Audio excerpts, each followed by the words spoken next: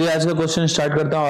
आज का हमारा फर्स्ट क्वेश्चन है, tiny colourless jumble shape crystal were found in an alkaline urine sediment, they must likely are. अब ये पूछा जा रहा है जो tiny colourless jumble shape crystal जो पाए जाते हैं अल्कलाइन यूरिन सेडिमेंट में वो कौन से होंगे। तो इसका राइट आंसर हो जाएगा ऑप्शन बी, कैल्शियम कार्बोनेट। ठीक है, जो कैल्शियम कार्बोनेट जो होता है वो बिल्कुल डंबल शेप का होता है और कैसा होता है, कलरलेस होता है। तो याद रखना है कि कलरलेस डंबल शेप क्रिस्टल यदि है तो इसका मतलब है वो कौन सा है, कैल्शियम कार्बोनेट है। ठीक है, और ये कैसे यूरिन में पाया जाता है, तो अल्कलाइन यूरिन सेडिमेंट में पाया जाता है। ठीक है, अल्कलाइन यूरिन सेडिमेंट। ठीक है, तो अल्कलाइन यूरिन सेडिमेंट होगा तो उसमें यदि डबल शेप का कोई स्ट्रक्चर है तो इसका मतलब वो कैल्शियम कार्बोनेट है। कैल्शियम ऑक्सलेट के बारे में बात करें तो वो टिपिकली ब्राउन कलर का होता है और क्रिस्टल और डिफरेंट शेप के होते हैं। कैल्शियम फॉस्फेट जो होते हैं वो भी कलरलेस होता है, लेकिन उनके भी जो शेप होते हैं वो डिफरेंट शेप होता है। एमरफस फॉस्फेट के बारे में बात यदि हम करें तो वो जो है वो नॉन क्रिस्टलाइन फॉर्म होता है इसका। ठीक है, और ये जो भी डिस्क्रिप्शन दिए गए हैं उससे वो मैच नहीं करेगा। ठीक है, इसका राइट आंसर क्या हो जाए, कैल्शियम कार्बोनेट। चलिए नेक्स्ट क्वेश्चन देख लेते हैं, क्वेश्चन नंबर 2 देख लेते हैं। Urine sample should be examined within 1 hour of voiding because. अब देखो बात पूछा जा रहा है कि जो यूरिन सैंपल है उसको एग्जामिन किया जाता है 1 घंटे के अंदर एग्जामिन किया जाएगा। क्या रीजन हो सकता है एग्जामिन करने का, तो इसका राइट आंसर हो जाएगा option C, bacterial contamination will cause alkalinization of the urine. जो बैक्टीरियल कंटामिनेशन होता है जिस वजह से क्या हो जाता है, जो यूरिन है वो अल्कलाइन हो जाता है। ठीक है, तो बैक्टीरियल जो कंटामिनेशन होता है इसका मतलब यहाँ पे क्या होता है, इस कंडीशन में बैक्टीरियल कंटामिनेशन की वजह से जो पीएच है वो क्या हो जाता है, वो इंक्रीज हो जाता है। ठीक है, और जिस वजह से ये जो यूरिन है वो मोर अल्कलाइन हो जाता है और जो बैक्टीरिया जो प्रेजेंट होते हैं यूरिन में वो प्रोड्यूस करते हैं अमोनिया। ठीक है,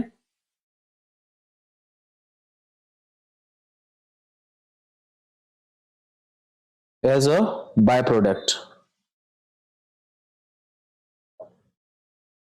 product of their metabolism.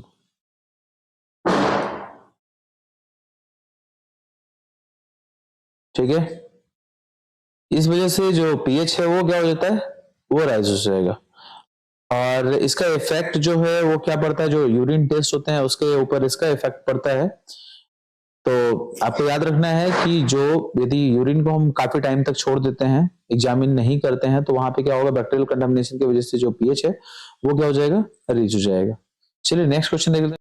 Question number 3, the principle of the reagent strip test for urine protein depend on. जो आपको पूछा जा रहा है, जो हम लोग यूरिन के स्ट्रिप रिएजेंट स्ट्रिप टेस्ट जो करते हैं उसका प्रिंसिपल क्या होगा, वो प्रोटीन डिटेक्शन के लिए, तो वो किसके ऊपर डिपेंड करता है। तो उसका राइट आंसर हो जाएगा option B, protein error of indicators. ठीक है, इसके ऊपर ये डिपेंड करता है।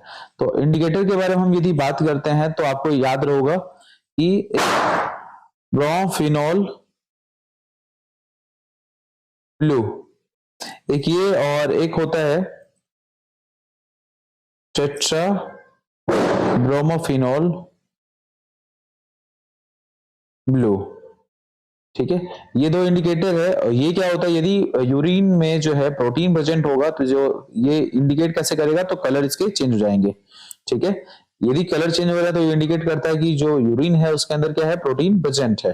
ठीक है, तो जो इंडिकेटर है वो रिएक्ट करता है स्पेसिफिकली प्रोटीन के साथ और ये अलाउ करता है रिलेबल और एक्यूरेट मेजरमेंट को प्रोटीन के। ठीक है, कि जो यूरिन है उसमें प्रोटीन के लेवल्स कितने हैं उसको ये इंडिकेट करता है।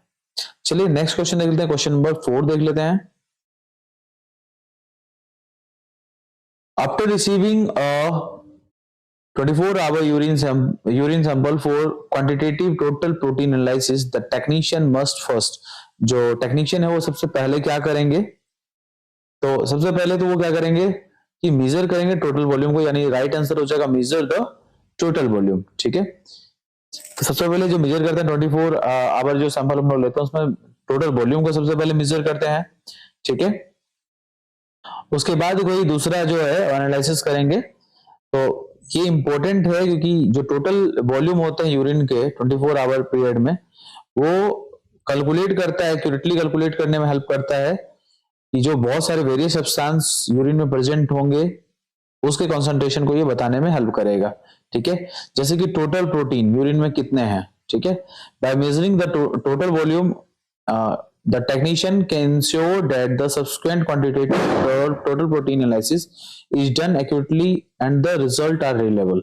ठीक है, तो जब तक हमारे पास टोटल वॉल्यूम प्रेजेंट नहीं होगा तो हम लोग जो उसके अंदर जो कंसंट्रेशन है अलग अलग डिफरेंट सब्सटेंस के, उसको हम लोग मेजर नहीं कर सकेंगे।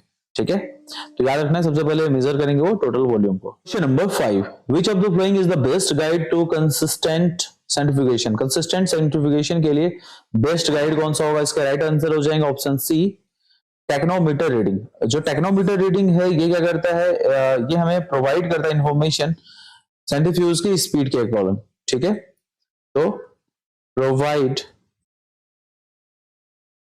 Information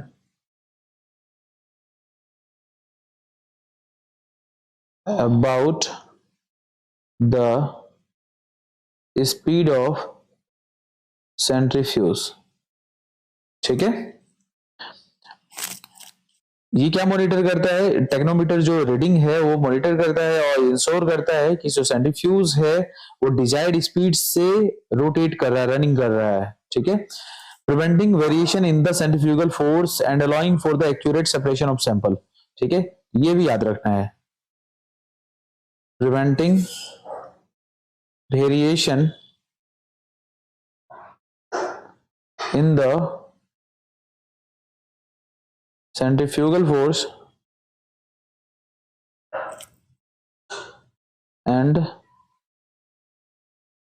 and allowing for accurate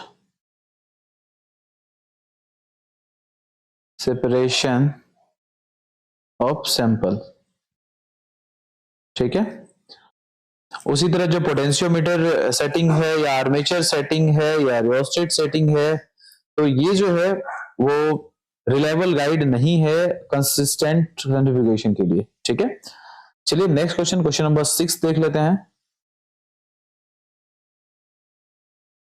in addition to the sperm count in a fertility study, analysis of semen fluid should also include. तो जो स्पर्म काउंट जो फर्टिलिटी स्टडी के लिए करते हैं, तो उसमें आपके जो ऑप्शन दिए गए हैं यहाँ पे वो बेस्ट कौन से होंगे, क्या क्या इंक्लूड होगा उसमें? तो ऑप्शन ए इसका राइट आंसर हो जाएगा टाइम ऑफ लिक्विफिकेशन। सबसे पहले ये हम चेक करते हैं, एस्टिमेशन ऑफ मोटिलिटी को एस्टिमेट करते हैं और मार्फोलॉजी देखते हैं हम लोग स्पर्म के। ठीक है, तो ये चीज जो है ये बहुत इंपॉर्टेंट होता है फर्टिलिटी के लिए। ठीक है, यदि जो लिक्विफिकेशन टाइम है तो ये डिपेंड करता है, लिक्विफिकेशन टाइम में होता है कि जो जेल लाइक स्टेट होता है उसे वो लिक्विड स्टेट में कन्वर्ट होता है। ठीक है, ये प्रोवाइड करता है एक वैल्यूएबल इंफॉर्मेशन प्रोवाइड करता है स्पर्म के हेल्थ से रिलेटेड। ठीक है, या तो हम मोटिलिटी के बारे में बात करें तो वो मूवमेंट जो स्पर्म का मूवमेंट है उसको वो असेसिंग करेगा। ठीक है, और जो फर्टिलिटी के लिए बहुत इंपॉर्टेंट होता है मूवमेंट। ठीक है, ये भी आपको याद रखना है। और मार्फोलॉजी के बारे में बात कर ले तो मार्फोलॉजी में क्या होता है, हम लोग शेप देखते हैं, साइज देखते हैं स्पर्म के। ठीक है, एबनॉर्मलिटीज देखते हैं। तो ये जो है जो एबनॉर्मलिटीज और यदि स्पर्म एबनॉर्मल होगा तो वो इंपैक्ट डालेगा उसके फर्टिलिटी के ऊपर। ठीक है, तो चलिए नेक्स्ट क्वेश्चन 7 नंबर देख लेते हैं। क्वेश्चन नंबर 7 हमारा पूछ रहा है, a physician attempts to aspirate a knee joint and obtain 0.1 ml of slightly bloody fluid, addition of acetic acid resulting in turbidity and a clot, this indicated। तो एक physician है वो अटेम्प्ट कर रहा है, एस्पायरेट कर रहा है वो नी जॉइंट से। कितना एस्पायरेट किया उन्होंने? 0.1 ml स्लाइटली ब्लडी फ्लूइड को एस्पायरेट किया, और उसमें जब ऐड कर रहे हैं एसिटिक एसिड को तो उसका रिजल्ट क्या हो रहा है कि वो टर्बिट हो जा रहा है और क्लॉट का फॉर्मेशन हो रहा है। वो इंडिकेट क्या कर रहा है? तो इसका राइट आंसर हो जाएगा option A, the fluid is synovial fluid. ठीक है, तो याद रखना है सिनोवियल फ्लूइड में क्या होता है, यदि सिनोवियल फ्लूइड होता है तो सिनोवियल फ्लूइड में जैसे ही हम लोग एसिटिक एसिड को ऐड करते हैं तो जो फ्लूइड होता है वो क्या हो जाएगा, वो क्लॉट होना स्टार्ट हो जाएगा, वो टर्बिट हो जाएगा। ठीक है, तो ये इंडिकेट करता है कि जो फ्लूइड है वो साइनोवियल फ्लूइड है। ठीक है, तो आपको याद रखना है कि जो साइनोवियल फ्लूइड होता है उसके अंदर कुछ ऐसे सब्सटेंस पाए जाते हैं जो एसिटिक एसिड के साथ रिएक्शन करके टर्बिडिटी को फॉर्म करते हैं, क्लॉट का फॉर्मेशन करते हैं। ठीक है, चलिए क्वेश्चन नंबर 8 देख लेते हैं। क्वेश्चन नंबर 8 हमारा है urine osmolarity is related to, जो यूरिन ऑस्मोलैरिटी है वो रिलेटेड है, किससे रिलेटेड है? तो इसका राइट आंसर हो जाएगा ऑप्शन सी, स्पेसिफिक ग्रेविटी। जो यूरिन का ऑस्मोलैरिटी है वो रिलेट है स्पेसिफिक ग्रेविटी से। ठीक है, याद रखना है जो स्पेसिफिक ग्रेविटी है वो क्या मेजर करता है, तो कितना सोल्यूट यूरिन में प्रेजेंट होता है उसको ये मेजर करता है। ठीक है, specific gravity is a measure of the concentration of solutes in urine। ठीक है, और हायर स्पेसिफिक ग्रेविटी है तो इंडिकेट कर रहा है, इसका मतलब है हायर ऑस्मोलैरिटी को ये इंडिकेट करता है। और इसका मतलब है कि यदि हायर ऑस्मोलैरिटी है, इसका मतलब है कि जो कॉन्सेंट्रेटेड है सोल्यूट का वो क्या है, वो ज्यादा होगा कॉन्सेंट्रेशन यूरिन के अंदर। ठीक है, ये और भी क्या क्या इसके हेल्प से हम लोग मॉनिटर कर सकते हैं। तो इसके हेल्प से जो फिजिशियन होते हैं वो क्या करते हैं, मॉनिटर करते हैं कि जो पर्सन है वो हाइड्रेशन है कि नहीं है, किडनी की स्टेटस को भी ये मेजर करते हैं। ठीक है, तो इसके हेल्प से हम लोग किडनी की स्टेटस, किडनी के जो फंक्शन है उसके स्टेटस को मेजर कर सकते हैं। पर्सन हाइड्रेशन जो है उसको हम लोग मेजर कर सकते हैं। ठीक है, तो ये हमें वैल्यूएबल इंफॉर्मेशन प्रोवाइड हो सकता है इसके हेल्प से। चलिए क्वेश्चन नंबर 9 देख लेते हैं। क्वेश्चन नंबर 9 है हमारा the primary constituent of hyaline cast. जो आपको पूछा जो प्राइमरी कंस्टिट्यूएंट है वो हेलाइन कास्ट का वो क्या हो जाएगा, तो उसका राइट आंसर हो जाएगा ऑप्शन सी, प्रोटीन। ठीक है, हेलाइन कास्ट का जो प्राइमरी कंस्टिट्यूएंट है तो वो क्या है, प्रोटीन है। ठीक है, हेलाइन कास्ट का फॉर्मेशन कहाँ होता है, तो किडनी में होता है, ये आपको याद रखना है, किडनी में होता है। और ये जो कास्ट जो होते हैं वो यूरिन में कॉमनली पाए जाते हैं। ठीक है, और ये बहुत सारे वेरियस किडनी कंडीशंस को इंडिकेट करते हैं, जैसे कि ग्लोमेरुलोनेफ्राइटिस या रीनल ट्यूबुलर डैमेज, इन दोनों कंडीशन को ये इंडिकेट करते हैं। ठीक है, मैं लिख देता हूं दोनों कंडीशन को।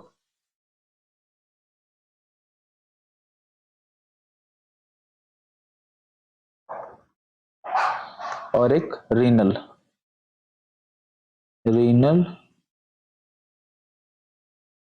ट्यूबुलर डैमेज, तो इसके ये इसको भी इंडिकेट करते हैं। ठीक है,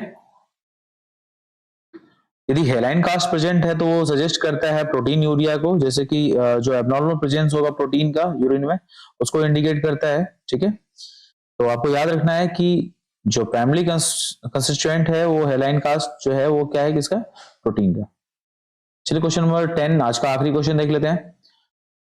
Which of the following can give a false negative urine protein reading?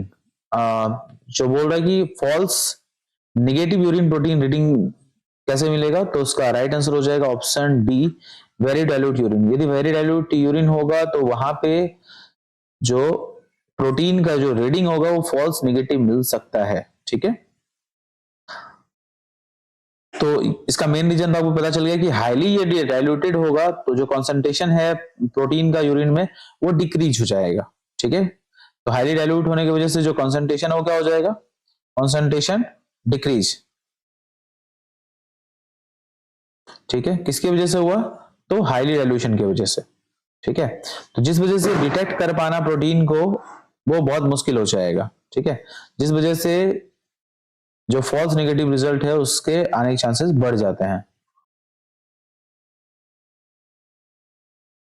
चलिए आज के लिए बस इतना ही रहने देते हैं। नेक्स्ट वीडियो में और भी अच्छे अच्छे क्वेश्चन जो आपके आने वाले जो एग्जामिनेशन है, डीएसएसबी, सफदरजंग, ईएसआईसी, एम्स, तो इन सारे एग्जामिनेशन के लिए ये सारे क्वेश्चन बहुत ही ज्यादा महत्वपूर्ण है। तो आप भी अपने फ्रेंड के साथ इन सारे वीडियोस को आप शेयर करो, ज्यादा से ज्यादा वीडियोस को आप उन सारे स्टूडेंट तक पहुंचाओ जो अभी प्रिपरेशन कर रहे हैं लैब टेक्नीशियन की या लैब असिस्टेंट की, ठीक है, ताकि उनका जो प्रिपरेशन है और अच्छे तरीके से हो सके। चलिए तब तक के लिए बाय बाय, टेक केयर, मिलते हैं नेक्स्ट वीडियो में।